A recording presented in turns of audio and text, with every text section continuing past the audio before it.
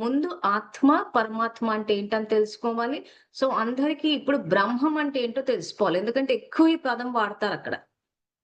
So, వాడినప్పుడు బ్రహ్మం అంటే సర్వోత్తమము, శాశ్వతమైన పరమాత్మనే బ్రహ్మం అని అంటారు. ఆధ్యాత్మికత అంటే ఆత్మ, పరమాత్మ తత్వం. ఆత్మతత్వం తెలుసుకున్నాం. ఇప్పుడు పరమాత్మ తత్వం తెలుసుకుందాము. సో, ఎవరు పరమాత్మ అంటే ఆత్మలందరికీ తండ్రి పరమాత్మ. సో, ఆత్మ ఎవరన్నది తెలుసుకున్నాము. సో, భగవంతుడికి మనకి తేడా ఏంటంటే, ఆయన మనం జన్మ తీసుకుంటాము, ఆయన తీసుకోరంతే. అది ఏంటో తెలుసుకుందాం.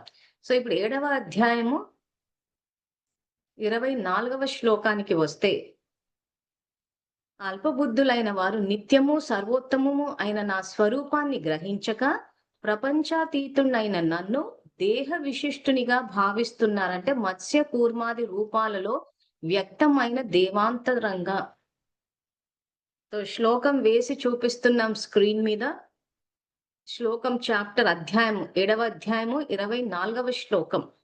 ఈ శ్లోకాల ఆధారంగా బ్రహ్మము, పరమాత్మని, నిరాకారుణ్ణి, భగవంతుడు నిరాకారుడు అన్న విషయం మనకు దీన్ని బట్టి అది ఎందుకు తెలుసుకోవాలి విషయం అంటే, నేను ఆధ్యాత్మికత అంటే అదే ఇందాక మనం ఏదైతే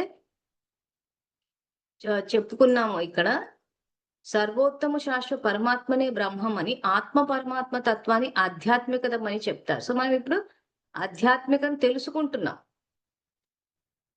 దానివల్ల ఏమవుతది? మనకు ఆ ధైర్యం అన్నది వస్తది.